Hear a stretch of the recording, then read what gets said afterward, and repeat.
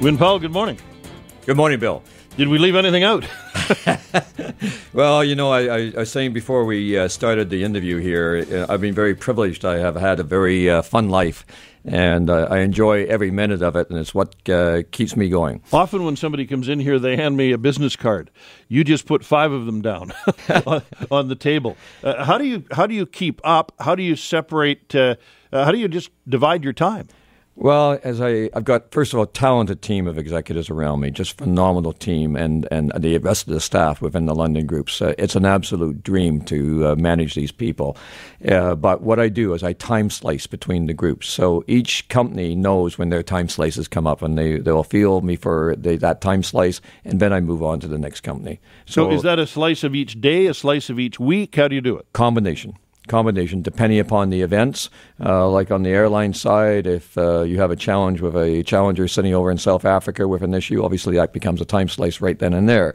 You balance it just based on the actual needs, and then of course you go through a regular routine every week that you touch each company. How did London Drugs become an airline company as well? Well, London Drugs is not the airline. London Drugs is owned by the H.Y. Louis Group. Right. Now, the H.Y. Louis Group started here in Vancouver, in fact, just down the street on Main Street from here, Bill. They started 110 years ago, and they were a family company, still the same Louis family ownership, not because I work with them, tremendous family, very ethical, hardworking family, and they bought London Drugs in 1976. Okay.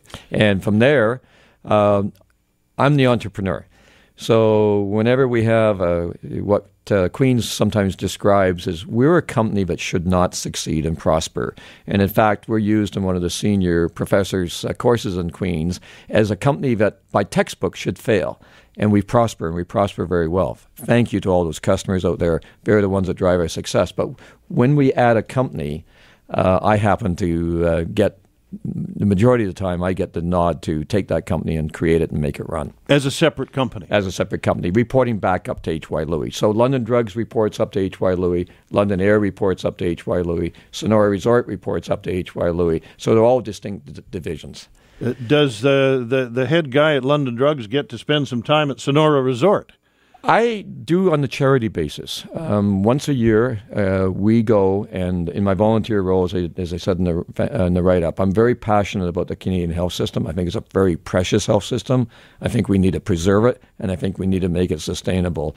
So what we do as a corporate group with the Louis family strong support, we run over a week of having people come in from around the world. We charge them an obscene amount of money, and that money then goes to the hospitals.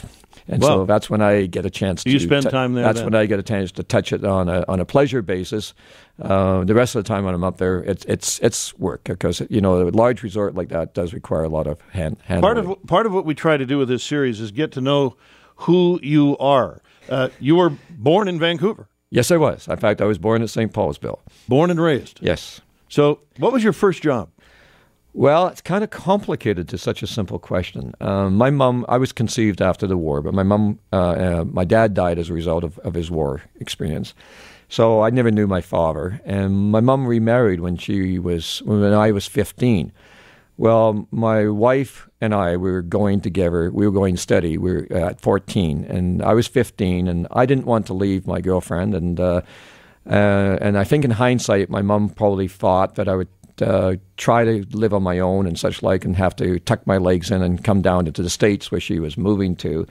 I never looked back, Bill. I've been an avid photographer from age 6, and I turned professional photographer when I was age 14. So I took my camera and I went out shooting pictures. Now don't laugh. Not laughing. I had a very bizarre combination. I had weddings, which were the cash king for providing cash, and my love was shooting animals, so I shot dog photography, and I was very privileged. I became the #1 show dog photographer in British Columbia. So I never looked back. So I learned a compelling lesson during that time. What was that? If you don't sell your work, you don't eat, and that's never left me. Yeah, I go to a restaurant on the Sunshine Coast, Smitty's Oyster Bar, and there's a sign.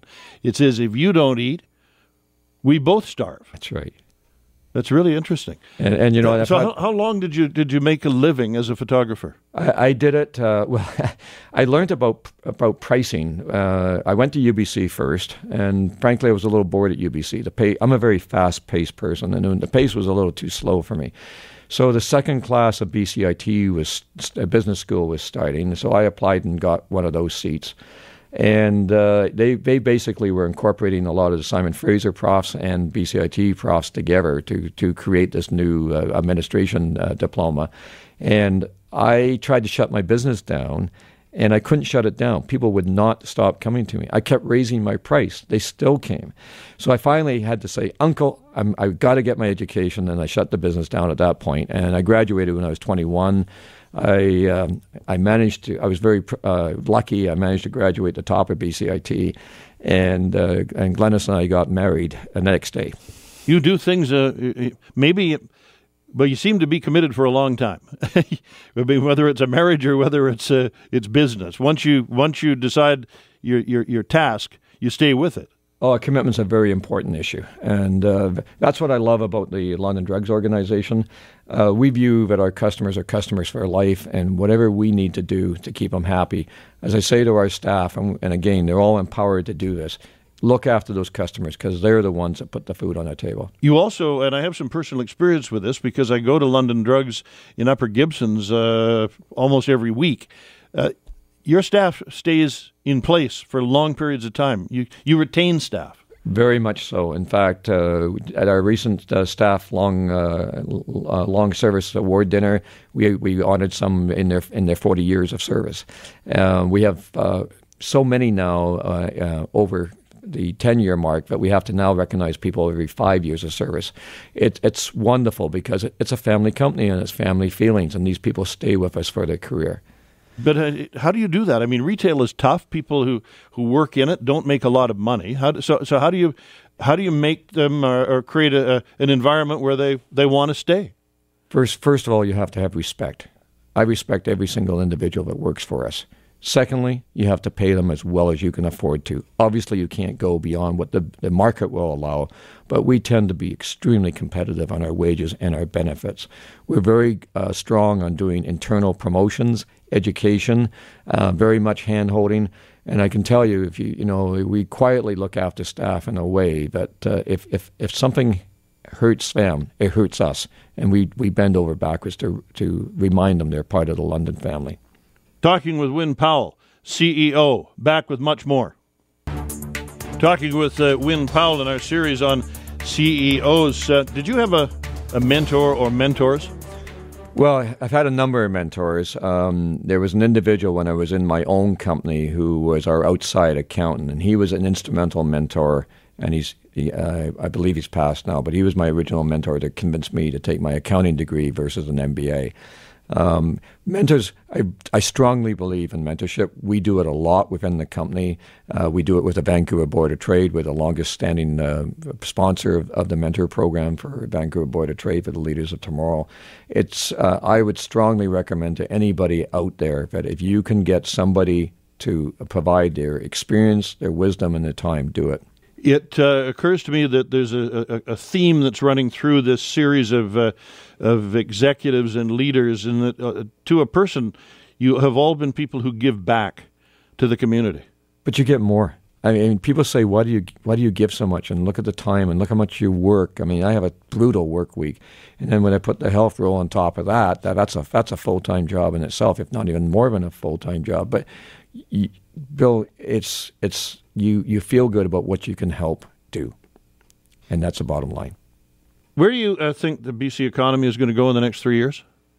I think we're going to kind of waver a wee bit. There's certainly in the retail trade right now, there's a lack of consumer confidence. I happen to sit in the Conference Board of Canada Board of Directors, so I managed to get very high-level briefings, and BC and Alberta are going to be better than the rest of Canada. Saskatchewan's going to be very strong. But BC is going through an adjustment period right now, and you're seeing it at retail where our sales are fine because we're a successful group, and I thank the customers for that. But in retail in general, sales are bubbling kind of flat. How do you respond to that? How do you manage that? How do you plan for it? If you know that's likely to be the way for the next 3 years, does it affect what you buy, what you stock? It affects you in strong ways, but what we try to do, and we've had a success record of doing, is not accepting that. You find ways to make it better than the market itself. You show signs of being a bit of a contrarian. Why did Queen's say you were the company that should not succeed? When they looked at our corporate diversity, here we are. We manufacture computers, or we bring in the parts from Taiwan. That's a TLD computer group. We are an airline. We're a resort group, a Relais and Chateau, a European certified resort group, and London Drugs, when everybody knows what London Drugs is. So when they look at all that, the textbooks say, keep your focus, do what you're best at your knitting, and stick to that, and that's the way you'll make money. Stick to your core. Right.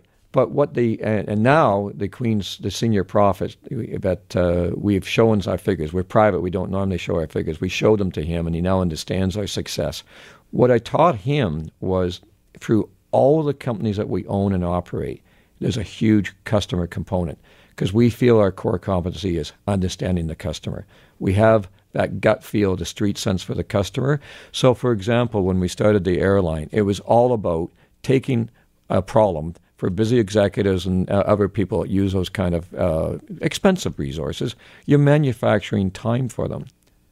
And it's all about customer service. I won't identify the names because, of course, it's confidential, but a major musician was once in the States and had to get back to Canada because of an illness in the family. The U.S. airlines weren't dealing with it. And the call came in to me at 11 o'clock at night. I just said, relax, we're on the way. No. That's what gives them comfort. It's all about the customer. You said another interesting thing a minute ago. You said you're private. You don't normally show your figures. Mm-hmm. Jimmy Pattison, same thing. Yes. Private, doesn't have to show his figures. Is there an advantage to being a private and not having to satisfy shareholders? You have to satisfy customers, but you don't have to satisfy shareholders on a quarterly basis. Absolutely there is. And in fact, putting my accountant hat on for a second, I think it's some of the pressure on the public companies that have resulted in some of the issues we've had in the financial world. I don't think it serves the business as well. Take something like the airline. We knew that was going to be a long-term project. We do make money at it. It's a tough business. It's a business full of failures. So if I had done that in a public company environment, the young stock analysts would be all over me about how stupid that concept is. And your shares would drop. And the shares would drop. And that might stop you from being able to do what's right. When you're in a family company, and Jimmy and I have talked about that, you are able to make what you believe to be the right decision, the long-term decision. And in family companies, it's not about profit. It's about enhancing and keeping the balance sheet solid so you can provide the kind of success that you want for the group that you're responsible for. You have to have profit. You have to have profit. But it doesn't necessarily have to be 25%, 30% every quarter. No. So for example, in the London drug environment, technically we had a small number of layoffs in the late 70s or early 80s, just about 8 people or so when we shut a store. Hasn't been a layoff since. And that's really critical to me. When we hire you, we're making a commitment. And when you hire, what are you looking for? We're looking for, now obviously we flex our people, our part-timers up and down, but if you get a full-time or what we call regular part-time position, we're looking for people who want to stay committed. We're going to educate you about what you're selling. Take our photographic people. I was part owner of a specialty chain of camera stores and photo finishing labs. I would equate our staff at the same or better level than most of the specialty store staff in photographic. They know this stuff. Well, how do they know this stuff? Because they stay with you, they're willing to learn. So we look for somebody that has passion. We look for somebody who has hunger. If you don't have, when I say hunger, what do I mean by hunger? A customer can tell in seconds you don't care about looking after them. I don't mean about closing the deal and taking the sale. In fact, we don't do that at London Drugs. We work really hard to give you advice and help you make the right decision. But the hunger is the customer has to know that you care about them. That's what I mean by hunger. Then you have to have knowledge, where it's leadership knowledge, technical knowledge. If you don't have it, we want you to stay and learn it. And then with all that, you got to work hard at looking after your wellness, because you can't do all that if you haven't got health and wellness. Talk about that and my Vanity Fair questions that you have been warned about talking with Wynne Powell, CEO, London Drugs.